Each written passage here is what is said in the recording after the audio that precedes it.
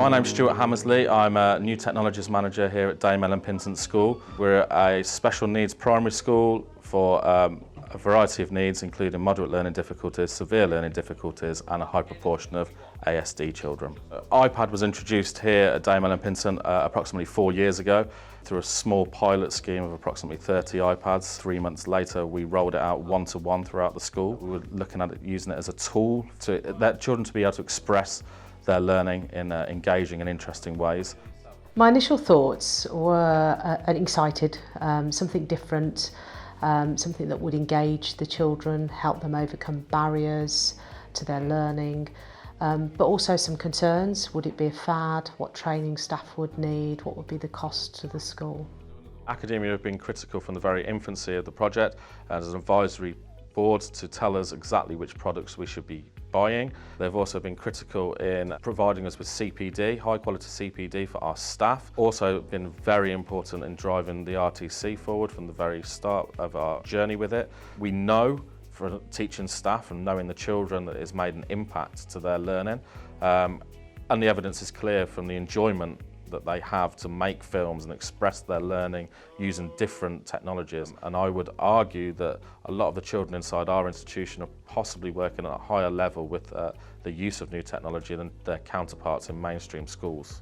I think there were three main priorities. It was to enable learning, to create a flexible learning environment, because we just removed the computer room from school with us expanding in size. We needed to be more flexible when it came to how and where the children learnt, and technology was a great vehicle for that, particularly with the iPads and how mobile they could be.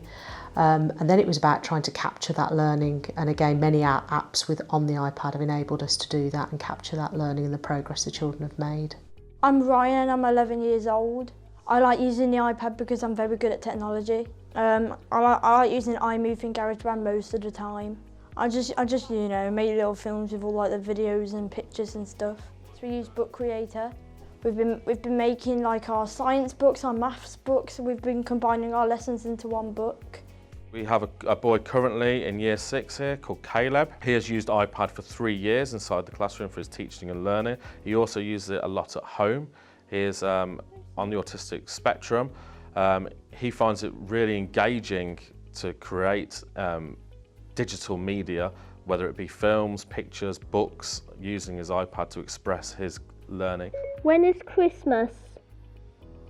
Christmas Day is on Monday, the 25th of December. Caleb uses Siri quite frequently. When he was a lot younger, he was not mute as a medical reason, but selectively he wouldn't speak. So he used that to ask random questions here, there and everywhere, and he always got an answer. So I think that the Siri actually helped him develop his verbal skills and verbal confidence to actually have the conversations with people. Oh, I think it's amazing. I think the iPads are just a godsend for everybody, as well as the children with SEN. But for Caleb, it has actually brought him out of his shell. He can now come over to my parents and say, look, Grandma, Grandad, this is what I've learnt.